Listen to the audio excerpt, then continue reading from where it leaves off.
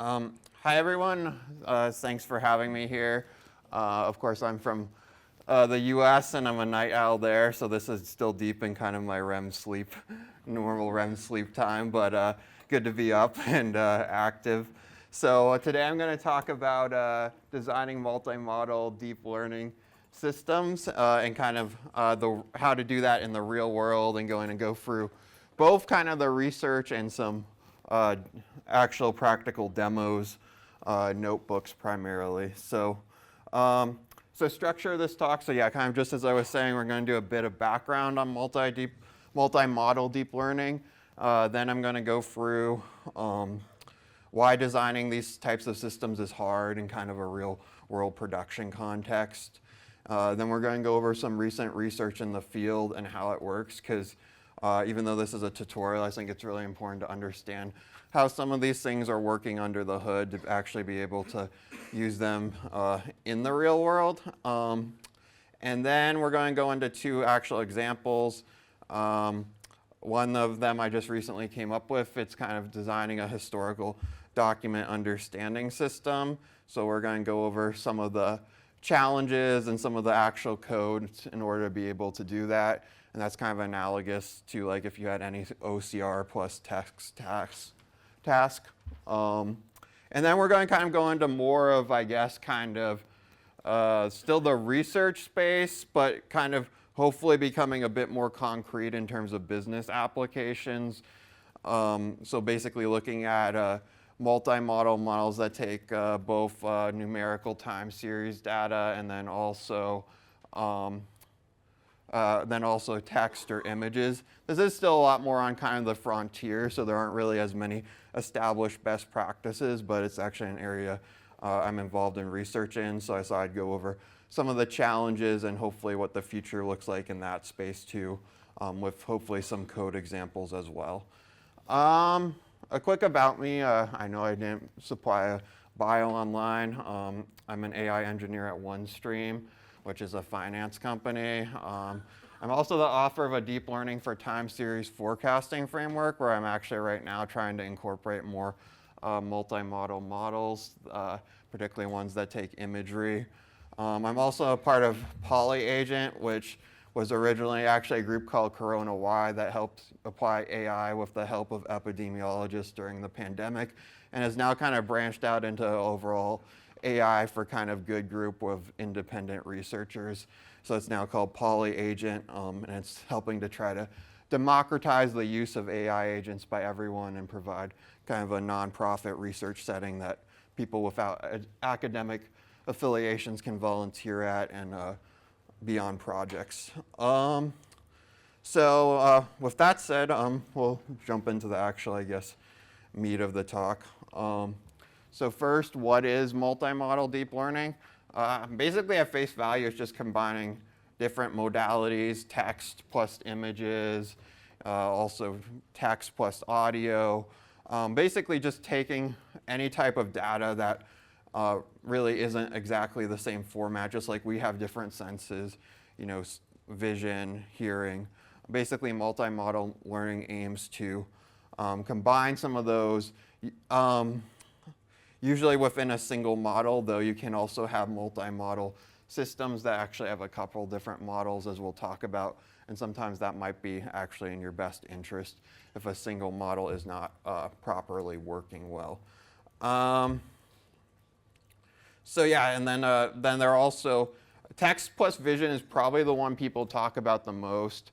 Obviously, with ChatGPT 4.0 coming out, that's a huge one. But there are other ones too, like there's combining time series. Some of my work right now is combining, meteorological data with satellite imagery to better forecast river flows. You could also combine, lung CTs with time series data in a healthcare setting as well. So there are a lot of different types of multimodal learning, and it's not all just text plus vision, though that I think is definitely probably like the biggest area a lot of people are in. Though audio is also obviously getting some use now with the recent models that have been released that are like text, vision, and audio all together. So let's look at a brief history. So actually this field is obviously changing very rapidly. I remember like 4 or 5 years ago, we had these very basic visual questioning and answering models that were just like variations of CNNs and GRUs.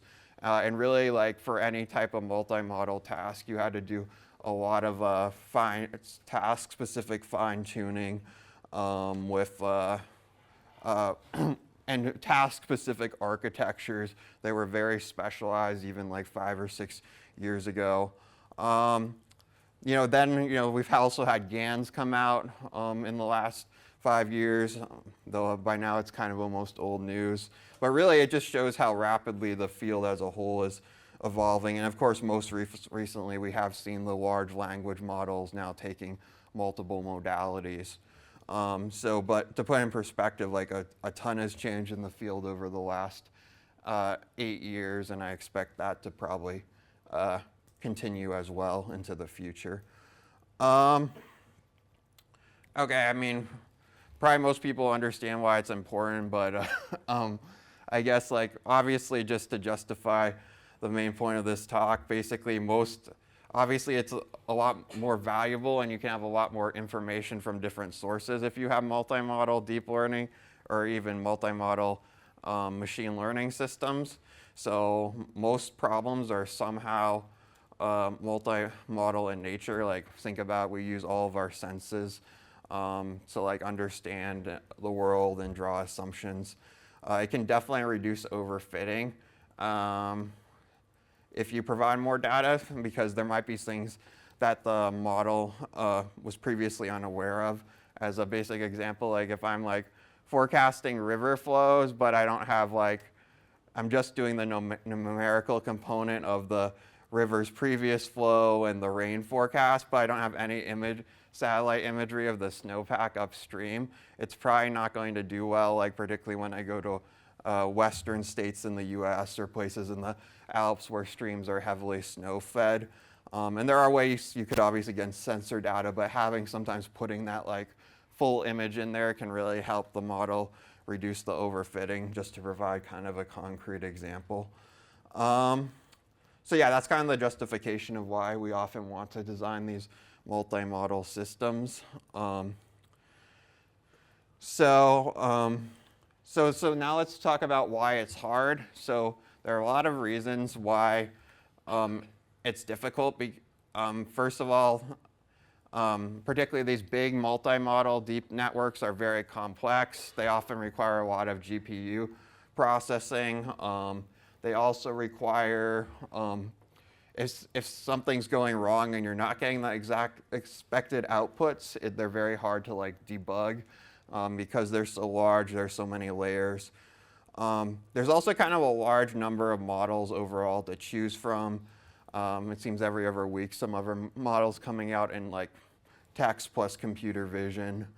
So it's hard to know like kind of which one to use. And then also another big thing is it often requires multiple, when you go to a production context, it might require multiple services in order to handle the processing capacity. I'll talk about that more a bit later. And then obviously when you have a multimodal data set, you got to think about how you're going to store the different components of a data set. So if you're doing like text and images, you're probably going to need to keep a record of the original image and the text and somehow tie them together in some form of data lake. If you're doing like say time series and imagery, like you can't obviously just have an image in a CSV file. You might have a path to those images, particularly if they're very large images. So there's just a lot of thought that has to go into actually designing like your data architecture to be able to have these types of models when creating like a real world production system. And then also finally, if you are doing like a lot of fine tuning, like then you're going to have to do, allocate usually a lot of GPUs and create the infrastructure for training those models in a distributed fashion. So that can also be hard. And then if you're on the more cutting edge of the field, like really looking at a lot of research papers, it is getting better. Authors are publishing their codes now, but in general, the code is often very messy because it was done kind of quickly for research purposes to get a paper out, and it often is difficult to understand and requires a lot of refactoring. And then finally, like from a team standpoint, it like often will require multiple different specialists who kind of understand the overall end-to-end process, mainly because you might have to have like someone who's an expert in like, say, computer vision, someone who's an expert in NLP, and then, you know, front-end engineers that understand why you might be getting more latency on certain requests that have text and images. And so the whole system, your whole team has to have a good understanding of that, and you need people that, often need people that specialize in those different areas. So moving on to some key questions. One of the things that comes up, one of the first things is, okay, am I going to use a really big, one really big multi-modal model? We'll talk about this more in a bit when we go over the document analysis example. Or should I do multiple kind of small models, one to do one thing, another to do another thing? And then next is kind of, do I need to fine tune it? Obviously, previously, just a couple years ago, the answer was probably always yes, because nothing generalized very well, but now we're having these, of course, really big kind of LLMs plus images that already generalize well in a zero-shot capability. So sometimes actually fine-tuning isn't needed and will actually cost a lot of money to try to take one of these models and then further fine-tune it. And then spending's always an issue, particularly when you're talking about like allocating some of the big GPUs. Then that's an issue. Or if you're using like, say, like open APIs or OpenAI service, then you know they charge you per token generally, or Gemini. Any of the big providers will charge you often per token. So spending, whether to self-host or use one of these proprietary APIs to call, is something to think about.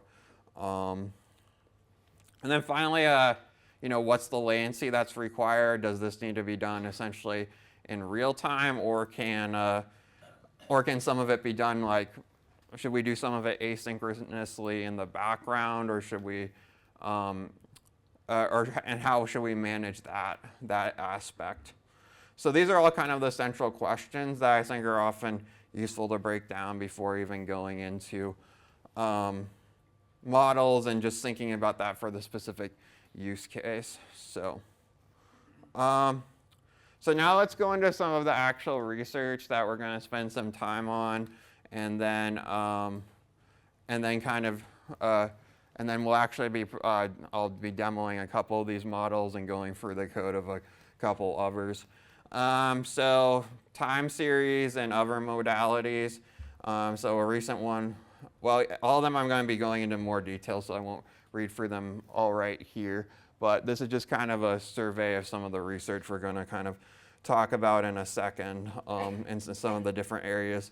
Obviously, multimodal learning is a huge field, so it's impossible to list everything, but these I think are good recent developments in those categories.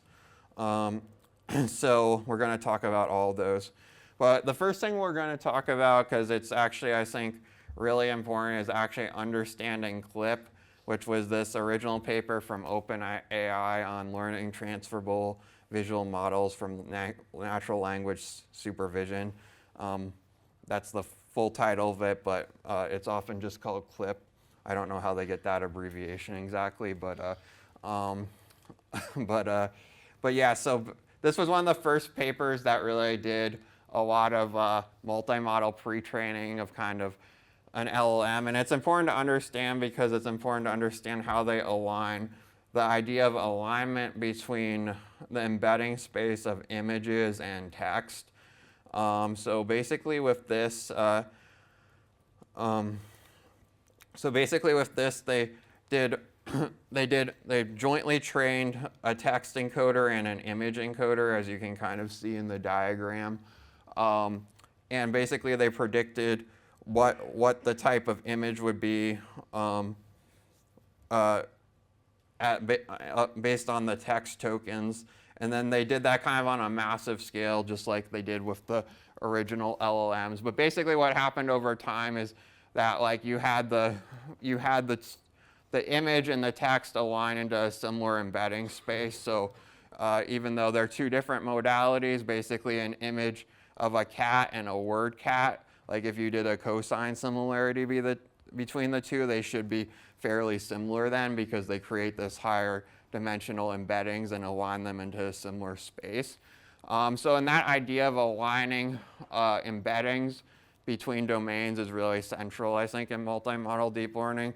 Whether you want to do text and images, text and audio, time series and images, you want some alignment of the embedding space, because it's only once you align the embedding spaces that you can actually then throw them into the same machine learning model, because otherwise it would make no sense if you're doing dot products and matrix multiplication between two things in a completely different embedding spaces.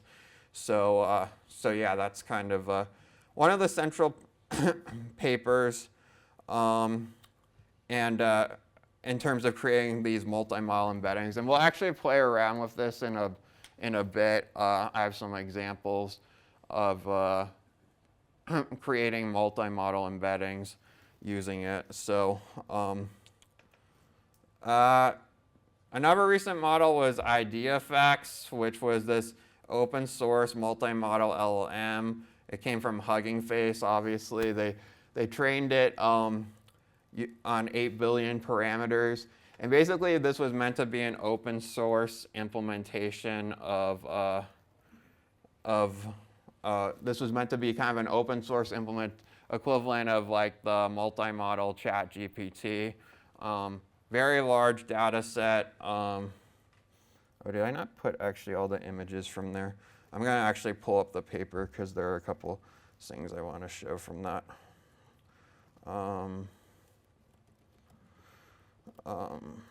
So yeah. So basically, IdeaFX was kind of an open source reproduction of basically what they did with ChatGPT. And part of it is designed towards like, I'll actually increase the size so people can see. Is designed kind of to do you can do visual question and answering or any kind of text image task on it.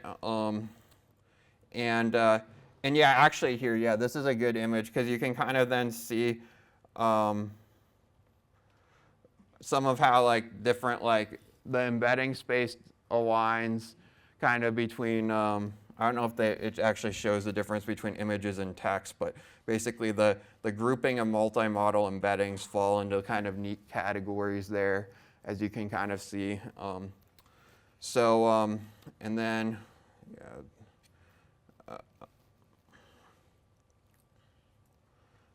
So yeah, that was just kind of one of the most recent papers. And yeah, it was trained on this data set called Oblix. I'll go back to the presentation now. So yeah, that was kind of one of the recent papers that really is open source. Anyone can use it. It's available on HuggingFace. And yeah, I actually do have an example with that later too. Though I'm actually not sure if I'll be able to allocate enough GPUs from here. So hopefully I will be able to. I use Google Colab Pro, so you never know for sure if you're going to get GPUs. But if you are using the 8B version, do be warned that like I think you need at least 32 gigabytes of GPU RAM.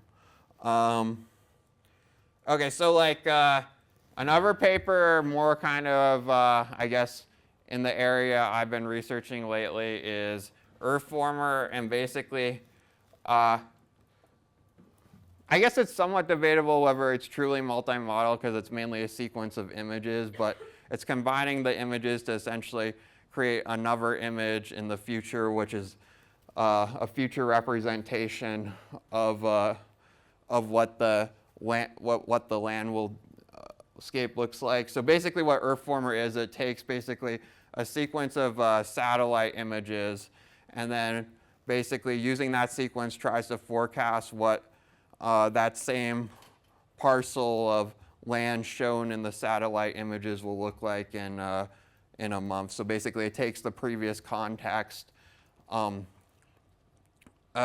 previous set of satellite images and tries to actually generate an image of what the future satellite image of that same tract should look like.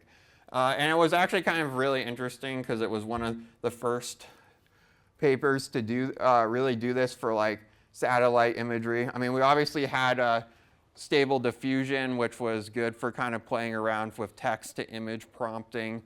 But in terms of actually generating, trying to forecast in the form of an image what a certain area will look like, it was kind of really useful. And you could see the applications beyond just satellite imagery. Obviously, like say if you had a sequence of images of say like maybe X-rays, you might want to forecast what create an image of what like, you know, this person's lungs look like in several months based on treatments. So yeah, it was kind of a useful architecture for that. Fundamentally, it used this cuboid attention mechanism, which I kind of copy and pasted an image of here.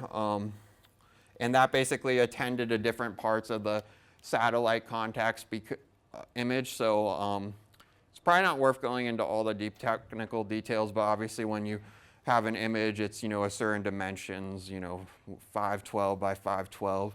And then whenever you have a sequence of images, you then get like say there's 7 images, you then get a tensor of 7 by 512 by 512.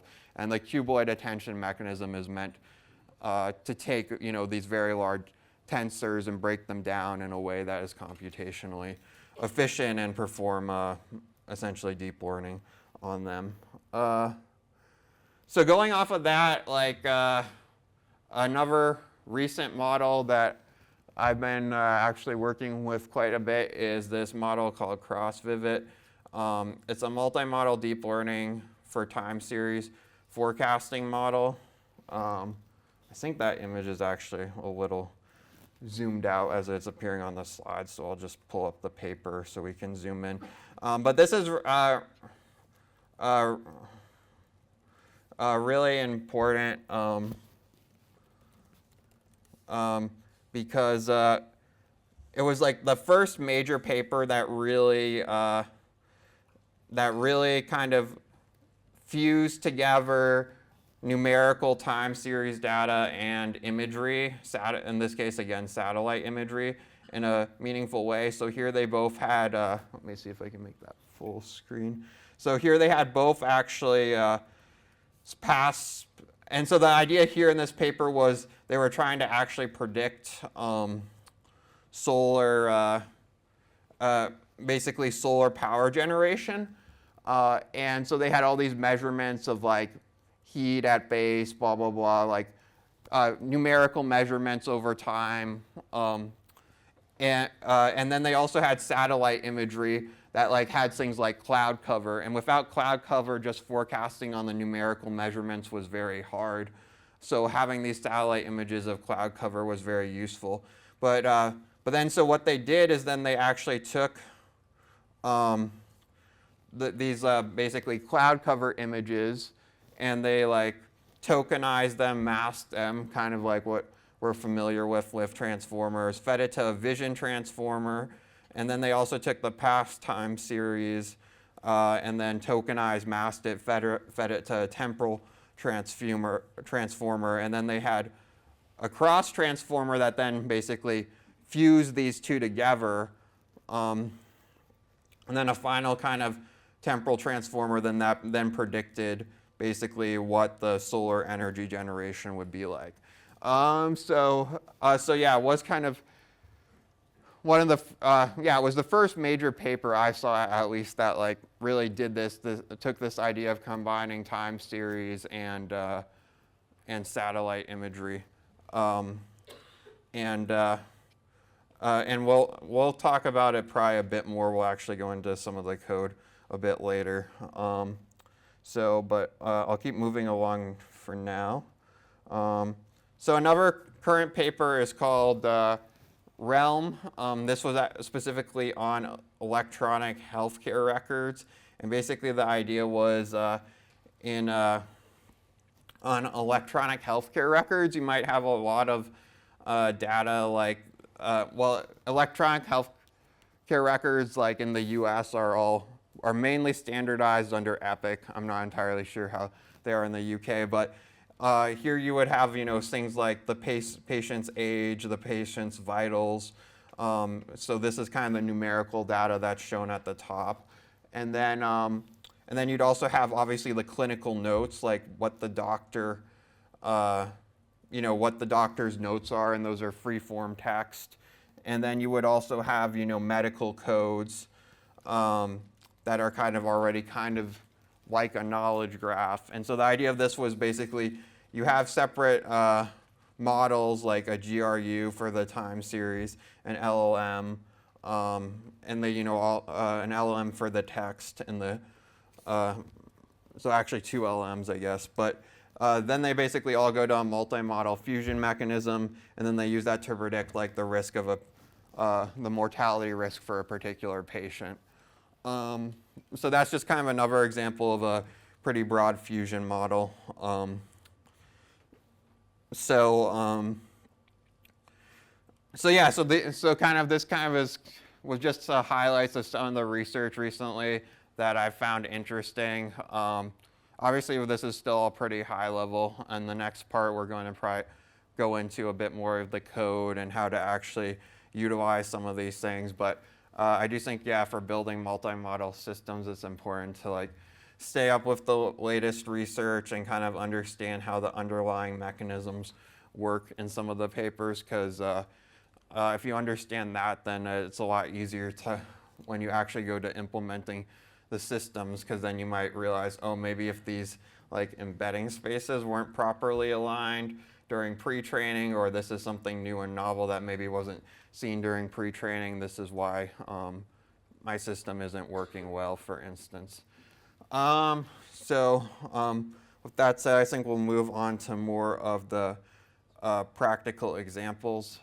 So this was actually kind of a toy project that I set up a while ago. Actually, both my parents are actually historians, and they do a lot of work with microfilm, and a lot of these documents haven't been properly scanned or have blurry images, and the text hasn't been extracted for them.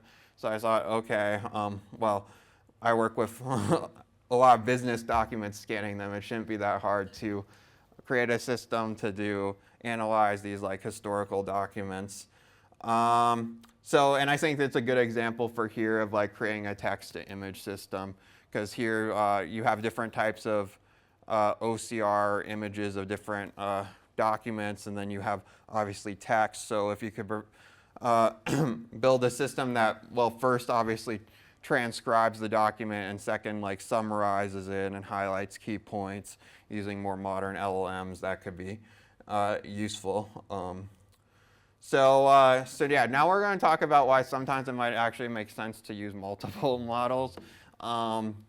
So basically, in a lot of cases, actually, particularly with OCR on text, and I've seen this both with business documents and this historical document system, LLMs can sometimes hallucinate when if you just ask an LLM to transcribe this document, it can sometimes hallucinate pretty badly. And then also there are some other advantages too of sometimes splitting up the services, even if the model could technically handle multiple modalities, because then you can have, say, like a separate set of Docker containers or for your OCR service, and then a separate set.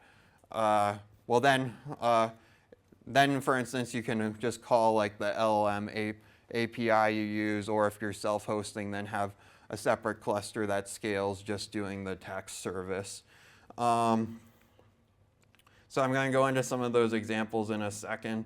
But yeah, this is to say that sometimes, it might be better to have two separate models instead of taking the latest, huge deep multi-modal neural net, because sometimes it might work better. Also, fine-tuning is also a lot easier. For instance, if you have just a small, for instance, OCR model that does optical character recognition, then it's easier, obviously, to fine-tune that and probably less costly than trying to fine-tune a really huge, like, multi-modal model. So yeah, now we're going to dive into a couple examples of actual code. So I'm hoping these work. And by the way, like, all this code will be like posted on this, well, I don't know if I actually have a link here to the, oh wait, it's still in my presentation, I think. Yeah, that didn't exit out for some reason. So all this code will be posted on a GitHub link. I'll put it in the tutorials chat on Slack, and then so then people can go back to it later. So actually, this should be optimal character recognition with OCR model plus Gemini. So here's an example of like basically using two different models. One, we're going to use an OCR model from this GitHub repository called Python Doctor. It's actually a very useful repo for OCR. I've used it a lot, and it works pretty well. It's open source, document text recognition, and it does a pretty good job on most tasks at least. So we're going to use that to kind of do the OCR here. And then we're also going to then use Gemini from Google to then try to summarize the text we extract. So that's kind of what we're going to do in this notebook. Later, I'll talk a bit about how then you might refactor this into actual production code. But yeah, let's go ahead and like run through and do this. Personally, for my workflows, I find actually Colab works really very well for a lot of things because you can often attach like GPUs pretty easily. And then even if the code's a little messy in Colab, then you have like, you can do your prompt engineering and stuff there, and then you can just pretty easily then take that code and then put it, in actual Python classes, and then use it for whatever production need you have. So yeah, let's run through. It will take a second to install some things, and then. So yeah, we're pretty basic here. We're just installing everything we need. You can notice we're connected to an L4 GPU. This is kind of one of the smaller size GPUs, but it's okay here because we're just basically the only thing we're putting on the GPU is essentially the OCR model, and then we're just calling the Gemini API for when we do the actual LM. Later, when we try to actually run ID effects, we'll definitely need to allocate like a larger GPU because that's a very huge multi-modal model. So yeah, we import Doctor, basically just load the OCR model. There are different OCR models you can choose from. And as I said, this is why where like it might make sense to have two separate services because there are different OCR models for different types of documents you can choose from, and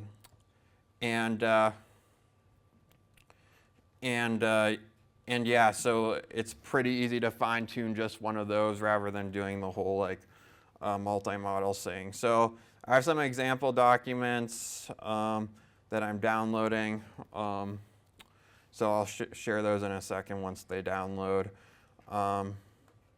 Pretty simple right now.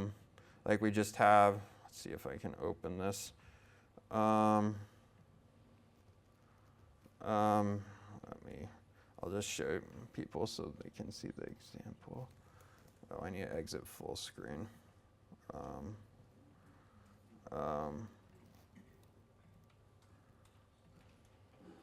So yeah, basically these are pretty simple documents. This is just a transcript of a document that was scanned. The OCR hasn't been done. You can see it's just, I think it's actually one of my dad's old archive files. But yeah, you can see it's just basically a pretty simple document.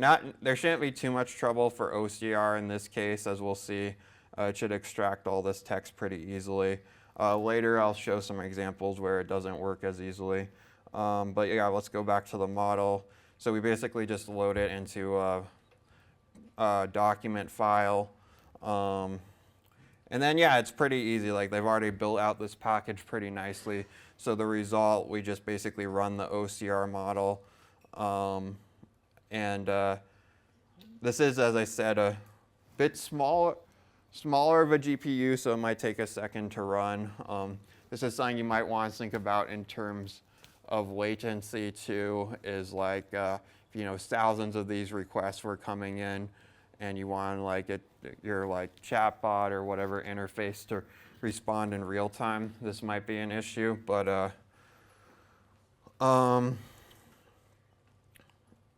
yeah, it should hopefully run in a second. I've run it with this document before, so we could probably just jump to here. Usually then we'll just spit out the text pretty well.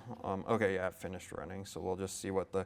Then for this package, you can just say result.pages, and it keeps the text on the specific pages, render. So now we see it did extract the text.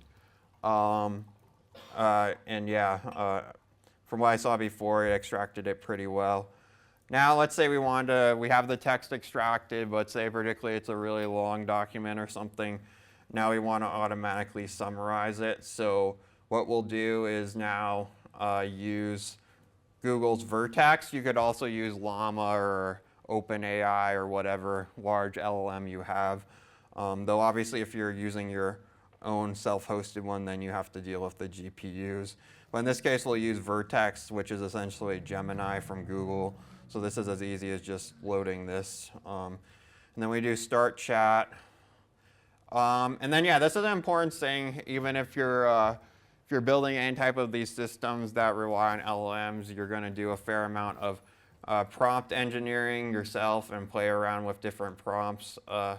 So I kind of create a couple different sample prompts, and this is one of the reasons I like doing this in a notebook, is you can quickly kind of play around with different prompts and edit them.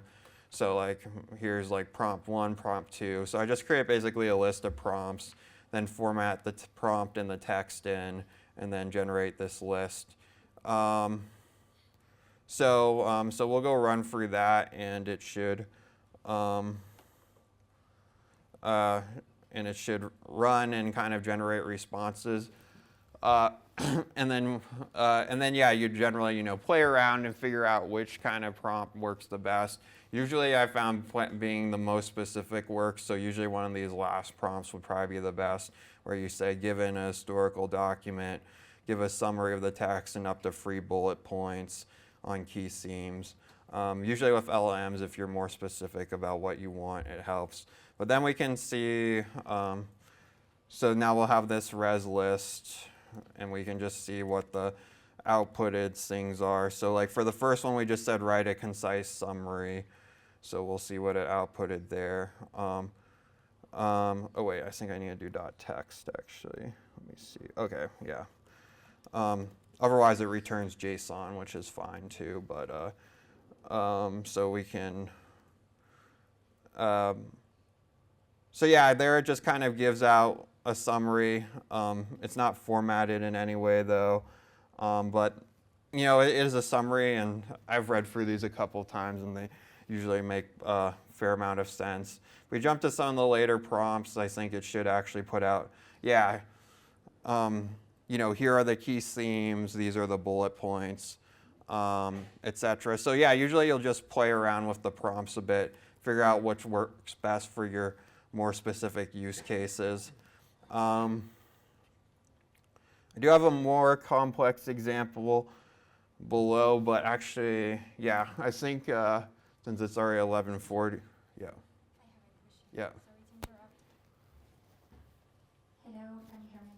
Yeah. Okay, I have a question for you. When you upload documents for this analysis, do you consider like data privacy aspects? For example, if you're working with a company's sensitive data, is it safe to use it? Yeah, so you're asking if you do have proprietary information. Yeah, so I mean, obviously, yeah, if you, everything obviously here is basically, these are all publicly accessible documents, the ones I'm using in these examples. But yeah, if you do have proprietary information, obviously you are going to securely store that in your buckets. I think OpenAI and is now doing a better job of like working on reducing leakage. I know that's been a concern, is that sometimes what people upload could then be reused to train the model and then create outputs others could access. But I think there are now calls to stop that. But if you are very concerned about privacy, that's another route. You might always then do like a self-hosted LLM, because if you're obviously self-hosting your LLM, just using like Llama or one of the others, then you don't have to worry about third parties potentially extracting your information. But yeah, that's a good point. I mean, so the way to avoid that is, for sure, is always to use a self-hosted one. So yeah. So yeah, I think I will move on to some of the other examples I have. So let's see if I can exit full screen. Okay, we'll go back here.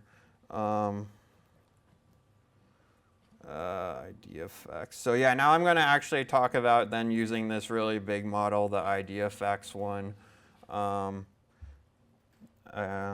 So here, so that the advantage of sometimes using these, I'd say particularly for most basic documents like the ones you just saw, it's probably always going to be OCR. That's better. OCR plus like one of the big LLMs that are better to use.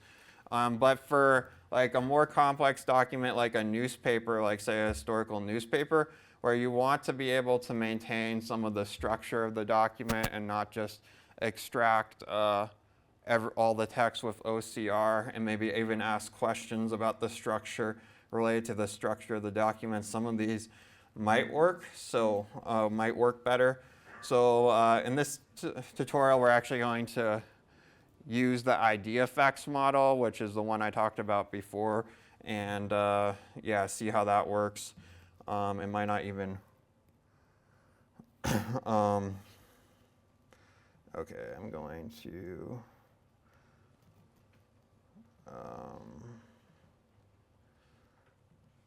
So I'm going to try to connect to a high RAM runtime, because usually the ID effects models on Colab require at least an A100 GPU, which can sometimes be hard to get on Colab.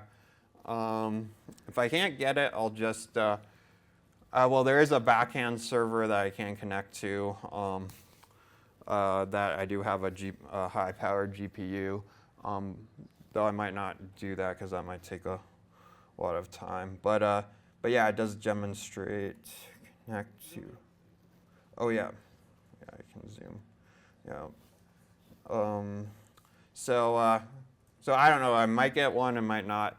But we can still go through the notebook, because I have run it when I've been connected to a high-powered GPU before. Yeah, it's probably not worth spinning up my own instance right now. But anyway, so basically, if you were going to use this model, you would. Oh, so now it just connected me, I think, to an L4, but that's not going to be large enough for this. So So yeah, for this model, you really do, I think, need like a full A100 GPU. I'm not going to spin up my own GPU right now because that would probably take a while. But I've already run this notebook before when it has been connected to an A100 or when I've been connected to a back-end GPU, because the unfortunate thing is the L4 just doesn't have enough memory to be able to run an 8B model. So with that said, I'll go through it still. So basically in this thing, we download the model from HuggingFace. It would load.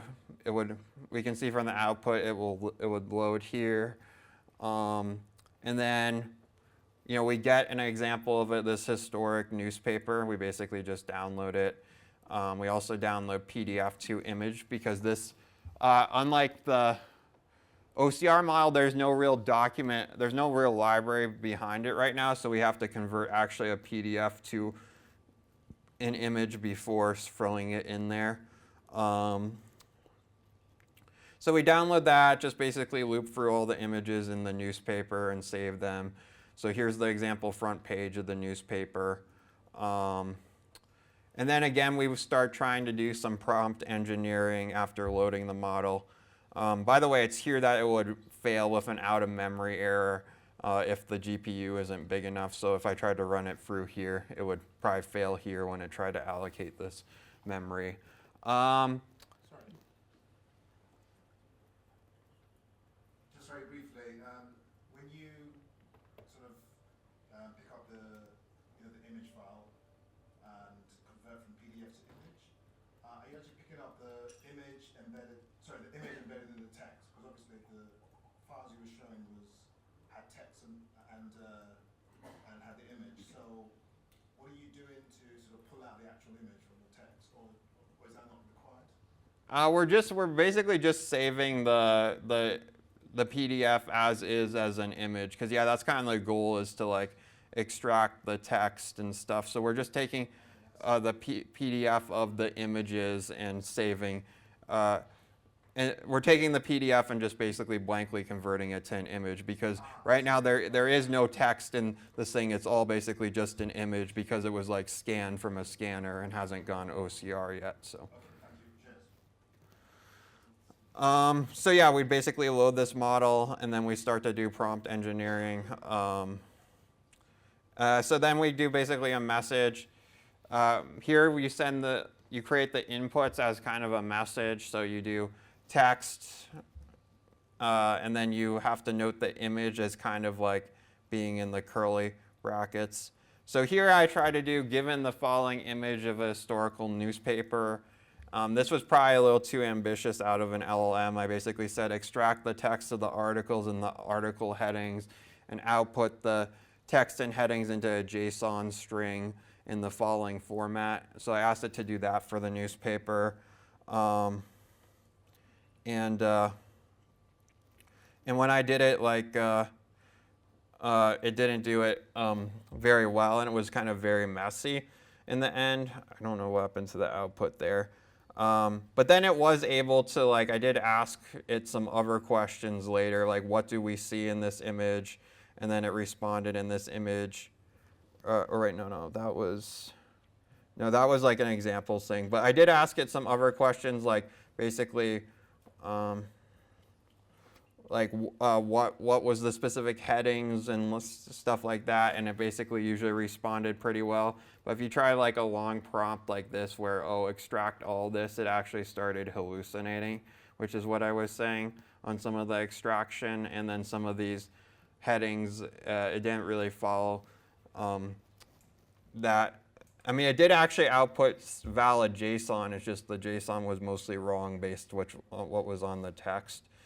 But yes, simpler questions did tend to yield stuff, did tend to yield the correct answer. So yeah, there's that. I guess I could try. Yeah, okay, disconnect. So yeah, that's kind of that example. Yeah,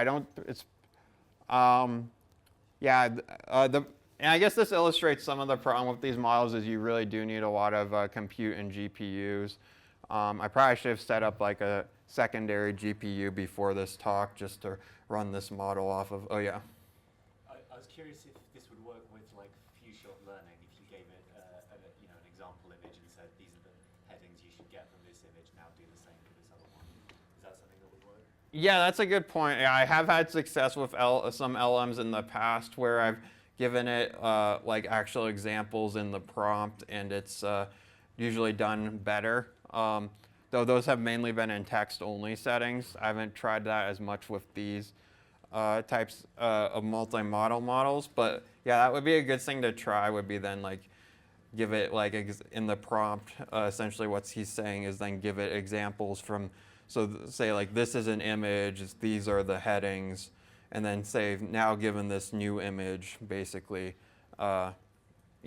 export it like I did for the previous one. So yeah, that's always a good idea with some L. Yeah. Do you have any sense or any advice on like scaling this up? So this is one image, but if say you do 50 pages for 2,000 documents, do you have any sense or any advice? Yeah. So I do have like, I'll talk about some of that actually in a little bit on scaling. I have some more on like system design in a bit. This was these notebooks, as I said, were just meant to be basic examples to get the prompt down and get all the formatting and stuff down. Yeah. Just to follow on from the like few shot. Sorry. Thank you. Just to follow on from the few shot prompting example, I've never actually used these image multimodal models here. Can you give multiple images and like say image 1 here's the titles, and then image 2 here's the titles, image 3 tell me the titles. Yeah. So. Yeah. So yeah, this does support it. So basically, what you do is basically do like here where like I define like the messages. You create another content type. So yeah, you basically. Oh no, it's here. Yeah, here. So you see there's this content, and then there's type, then there's image, and then there's text. So basically, if we're going to do another image, we would like add another content for the image here, and then when we actually like do this apply chat, then when we do this processor thing, we would then supply a list of images, and then it would fill in those images. And I think, yeah, you might actually then still label each, but that you'd have to label each slightly differently actually when you did this. But then, yeah, that's the idea, is then you would then send this, and then you could reference each image, and you'd supply a list. But yeah, HuggingFace does support that. I probably have to double check for the exact thing, but that's how I remember doing it. So. Okay, so that's the example of kind of like a bigger model. Yeah, if you have enough GPU, you should be able to run this. I actually had a local runtime that I was running before that I sometimes connected to, but it might be hard to connect to that right now. So, because that requires me SSHing into several different things, and yeah, I think there's not that much time left, so I might move on. But that's kind of how you might actually then run that in reality. So another thing I wanted to touch on was then actually creating the multi-modal embeddings and doing kind of similarity search with multi-modal embeddings, because like the most important part of I'm not going to go into a lot of detail on RAG right now because there are probably a lot of other tutorials on that, but the most important part of any retrieval augmented generation system is the actual retrieval, because if you don't retrieve the right things, the LLM can't really do anything. So particularly in the case of multimodal retrieval, we want to, when we do semantic search, we want to make sure we retrieve the right embeddings. So I'm going to go open up that notebook.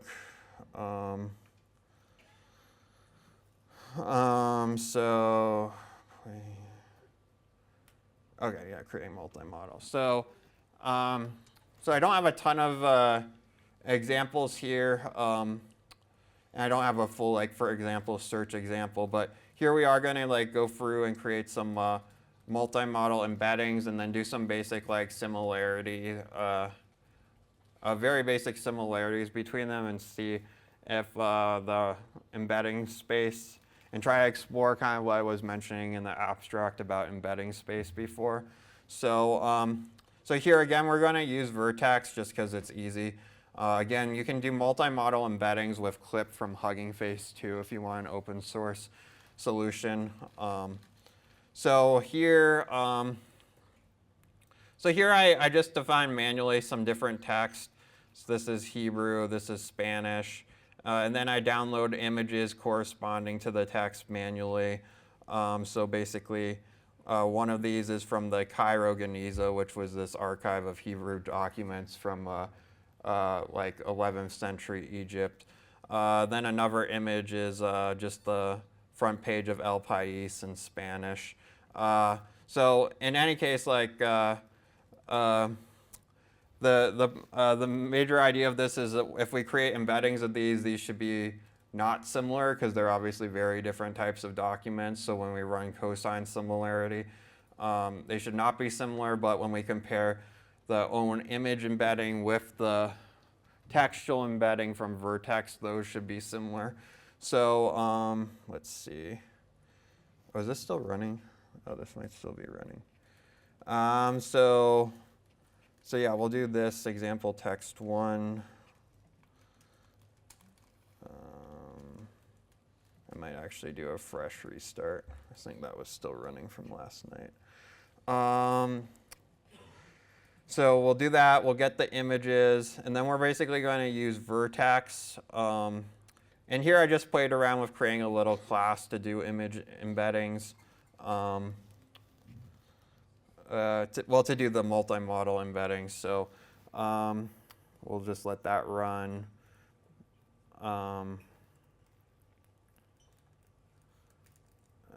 Let's see.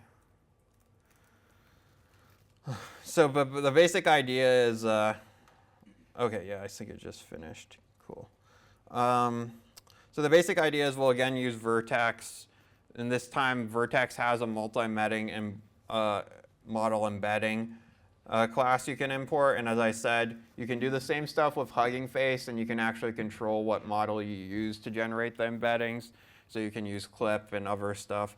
But that's actually a bit more complicated because so Vertex makes that easy to do out of the box. But yeah, if you want to stick with open source, you definitely can. So here, I just initialized this multi-modal embedding. And then basically what I do is, yeah, I mean, the code's fairly self-explanatory. I use the first image in the example text, and I generate the embeddings. And then, so then you can see, so we'll run this. Oh, I have to allow access again. I will say the nice thing about the Google stuff is it's built nicely in with Colab. So if you are using Colab easily already, it's very easy to just authenticate with your GCP credentials and stuff. So see, then it generates, you know, a text embedding and an image embedding for the given documents. So I basically just created one of the thing from the Cairo Geniza and one from the newspaper, essentially. And then we look at the cosine similarity between the two image embeddings. This should return roughly the same thing. We see they're pretty dissimilar. It's only giving like a 0.31, which makes sense. The text embeddings, it gives 0.32. And that's kind of what we'd basically expect because these two things shouldn't be really related at all because one's in Hebrew, one's in Spanish, and one's a recent paper, and one's a... but then we can also look at like just comparing, since the text and image embedding should be in the same space, we can look at comparing actually the text and the image embedding since I believe this does use Clip under the hood. And the text embedding should be fairly similar to the image embedding because that's the whole idea of clips. So I need to make sure do this right, but embedding.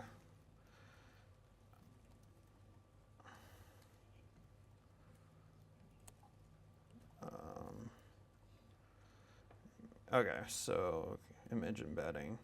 So yeah, basically here we're just computing the cosine similarity using NumPy.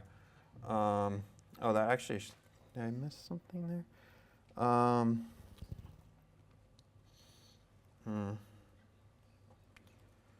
Okay, I'm not sure why those are appearing as really dissimilar. In theory, they should be similar, but might be the specific model they're using. Or it might be actually, so this is actually a good point about the fine-tuning of models. So I doubt that this, this base model that Google's using of clip probably never saw like archival type documents like that. So that's probably what's happening where they're sharded. So it's just, even though that's the transcribed text from the document, it's like probably not viewing them as similar just because the model hasn't seen it. So that's where like having your own fine-tuned model might work well. So that's a good example. If we actually swapped that and did the newspaper thing, I'd guess it would probably be similar. Though I think I end at 12. Yeah, I end at 12:30, I think. So I'll move on. But yeah, you can kind of play around with these and see if like the embedding model is working well or it isn't. It's not really working well in this case, probably because it didn't see any types of these old kind of manuscripts when training. But these are all good tests that show like if something's working well or not. And so that's a good example of like where a base model probably requires more fine-tuning. So I was going to continue on from there. Okay, so yeah, then I was going to talk about a little bit about how you might actually create a system off of this. Play from current slide. So basically, there are lots of different technologies you use. I'm sure everyone has their own tech stack, and this will depend a lot on what your front-end people use. But so as the way I was writing my application, though, basically was to do a Django main app / front end. Mainly because I'm entirely a Python person. I don't remember the last time I actually used JavaScript. You might use React or something else in an actual real-world context. And then so what I was doing is you can use some kind of async functions in Python, or like a message queue like Celery. What I was actually doing was, though, when a document was getting uploaded, I was triggering a cloud function, a Google Cloud function, because you can trigger one on the finalization of a file to a bucket. So I was basically just doing that, and then they had a pub sub subscription, which then streamed, which triggered a pub subscription, which triggered a cloud function, which then called Docker, basically a Docker image in Flask with these, and then had a kind of Kubernetes cluster then that like auto-scaled that model serving layer. I won't go into a ton of detail like on that because we're already kind of running low on time, and I want to save time for end questions too. But that's how you might like start to look at the actual architecture. And then of course, if you're fine-tuning, then you also have to have a separate kind of training architecture where you have like your files and everything like that. So let's see. So yeah, so then again, just creating the model layers. So we just then take some of the functions and code from our notebook, obviously refactor it. One of the things you want to do is often, like I found with these systems, you want to make them very model agnostic. So if you have to change your model, you can easily swap them in and out. So basically just have like initialization code maybe in a dict to different services like say OpenAI, your own self-hosted thing. But you want to have it be interchangeable because then that will make it a lot easier later on. Yeah, these are basic normal things. I'm going to move on, I think, quickly to address some of the, I guess, second examples, and then maybe we'll go into to questions and stuff. So yeah, now we're going to play around and actually look into using the Earthformer model, and then also some of the challenges about actually doing multi-modal deep learning when applied to time series, and kind of talk about how that's still kind of a new frontier. Okay,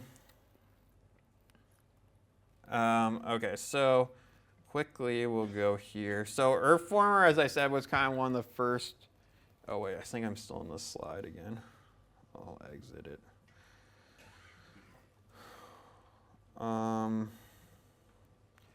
So this actually isn't my notebook. This was a tutorial that came with Earthformer, but I think it's a very good summarization of how to use Earthformer for actual Earth weather systems forecasting. And here they basically, well, they do use a kind of pre-processed data set. So, but I'll talk maybe a bit about how to use it on actual current imagery if people are interested. So anyways, in general, again, this is a PyTorch model. They load the model. I won't run through all this right now, but yeah, basically they load the model. Then one of the things to determine here,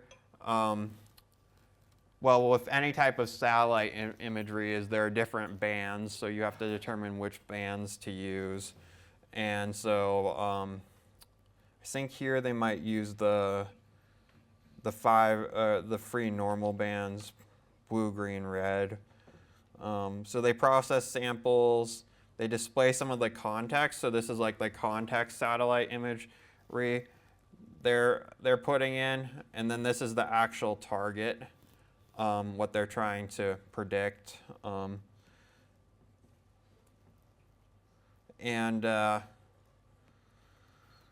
So yeah, they just go through more examples of that, more examples of how their model works, and then they actually do run it. And then yeah, you can see basically the target versus the predicted. Fairly well line up, I think, though it doesn't look like there's that much difference between the context and the target. So probably would have been more telling if they had done it over a period of more change or something. But that's kind of an example of how to use Earthformer. I did throw that in because I wanted people to see like more of a time series satellite type model. So it wasn't just all text and images for the demos. And then similarly, some of the challenges I've faced on integrating time series models, because I have an open source framework for deep learning for time series, and right now I'm trying to support more of these multi-modals, but it's actually going slower than I kind of want it to. But one of the big things is that is actually handling images and time series from different intervals. I mean, I thought the cross-vivid paper was very good in that it was kind of one of the first papers to do it, but on the other hand, it was a very clean data set where they had context images from the satellite corresponding to all their numerical measurements, and so in other words, it was very clean. But in the real world, we're often going to have a lot of missing context series or different types of intervals. So for instance, every time someone goes into the doctor, they might always get their blood pressure checked, but they're not always going to get a CT scan or a chest X-ray. So in designing systems for that, you have to create some types of data loaders that then load the things at different intervals, and then you have to deal with some of those missing or just different intervals of data when doing the fusion, because then the fusion mechanism for every thing of the numerical data won't always have something of the vision data. So the question is, how do you adopt the models to be able to handle the missing inputs or just the different variables of inputs. And that's something I'm still kind of working on and trying to figure out. So, yeah.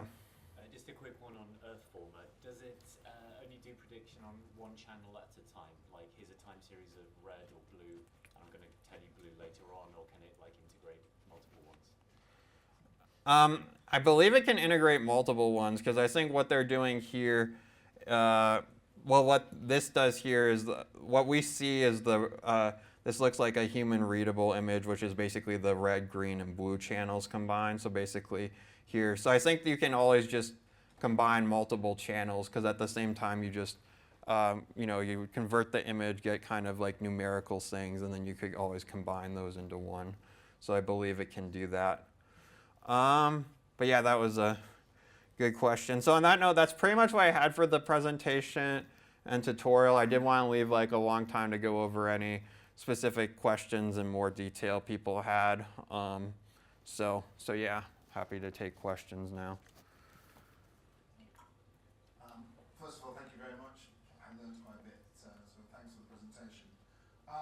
Very briefly, could you just perhaps elaborate at a very high level how do we attain alignment between, say you have two modalities, image and text, how do you attain alignment between the embedded space?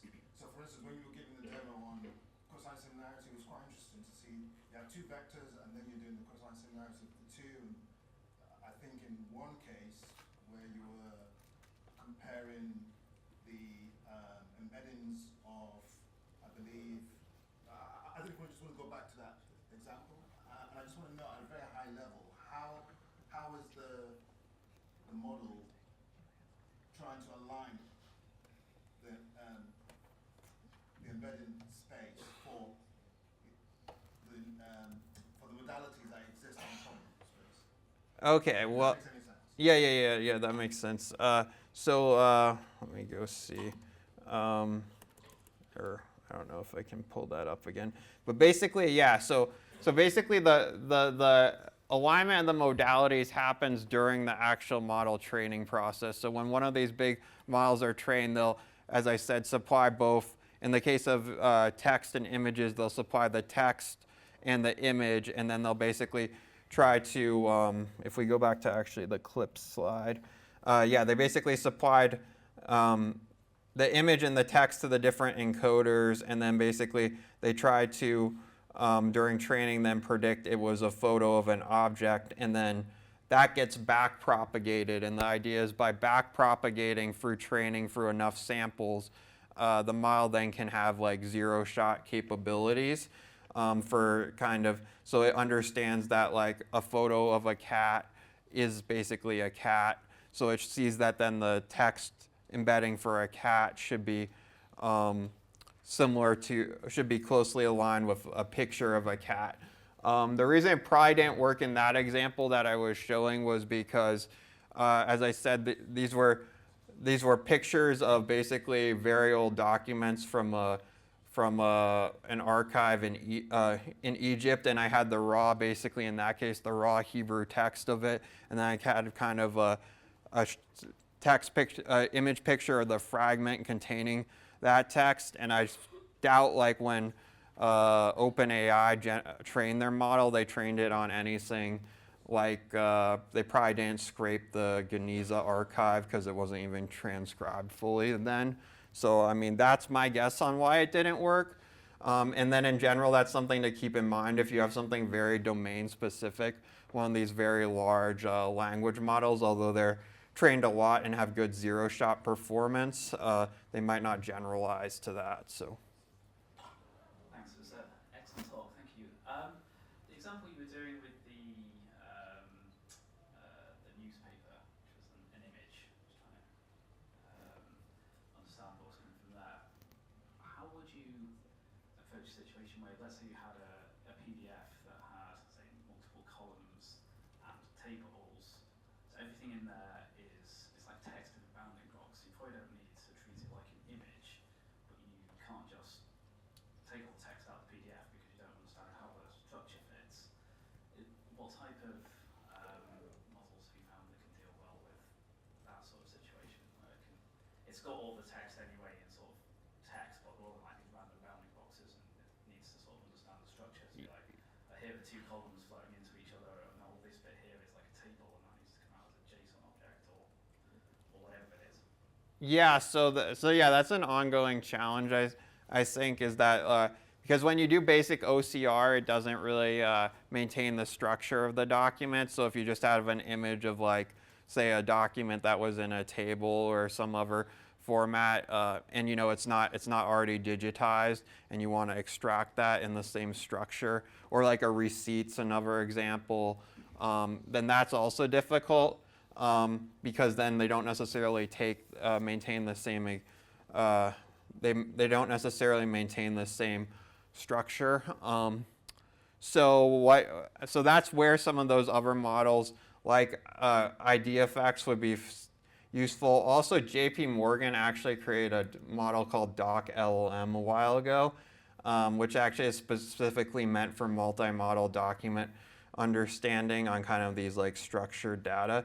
Unfortunately, they didn't open source that, but there have been some attempts to kind of recreate that. But yeah, this DocLLM model, like I think, deals kind of exactly with that situation where you have like, say, like receipts or like other very structured documents, and you want to maintain the structure of the document while doing like basically passing it to an LLM or other large language model. So it's an ongoing problem, but that is one possible thing to look at. So on the OCR models, they take quite a long time to run, and like in the past I've used Tesseract, for example. It's pretty good at it, but it's really slow. Do you have any tip on scaling of this other model that better, or do you think fine tuning would make it faster? Yeah, they do take a while to run. I think I mean, I guess there isn't like an easy answer for that. You can always scale, I guess, with like a cluster, like, you know, basically increase the size of your cluster. But I think there are some work on, has been some work on maybe pruning certain layers of the models, which speed them up. There were some papers too that like even with both LLMs and also OCR models and other types of models, you can actually prune a lot of layers before you get a decrease in performance, which is kind of interesting. So not all of them might be necessary, but there's, I guess, always going to be like a trade-off somewhat between latency and performance. So. Thank you for the presentation. I was wondering, do you have any idea how this would work in multilingual documents, and if potentially, do you have any tips on if they don't work as expected? Do you have any tips on making them work? Maybe adding a translation layer or something like that? Yeah. So most of the LLMs like work very well. The major LLMs, Llama, ChatGPT, the others, and then like some models like IDFX for multimodal work pretty well on multilingual text if they were trained on it. So pretty much all the big multimodal models have been trained on like, you know, the major languages, English, Spanish, French. They've seen all that text during training, so they generally do pretty well on multilingual type tasks. The one exception to that would be if it's some less widely used language, then it might not have been trained on that. So in that case, you probably would have to try to fine tune it to that language. I know there was a project actually at PolyAgent that some people were working on creating fine-tuning an LLM to Ukrainian, because even though it's a widely used language, it's wasn't really in the original training set on a lot of the LLMs. So yeah, that's I guess what the answer would be to that. Like, it will work well for multilingual type documents as long as it was in its training set, which is true for like most major languages. But the more, I guess, niche the language or the less widely used, the more it might have problems. So. Hi, just a question on how you set up the system in a way. So using the autoencoder example, where you had two-dimensional data and time series data, using a system like that, when the backpropagation occurs, it updates all of the weights of both inputs. So it's kind of treated like a system when the model's learning. Versus using the OCR model, it seems like each prediction is a separate segment. Do you know of any ways where you can sort of systemize that so you're fine-tuning the entire model rather than different parts of the pipeline? Yeah, so basically, yeah, so the OCR model and then the using the LLM, like if it's Gemini or if it's another LLM, they're two separate models, so they're not really, so you're right, they're not connected at all.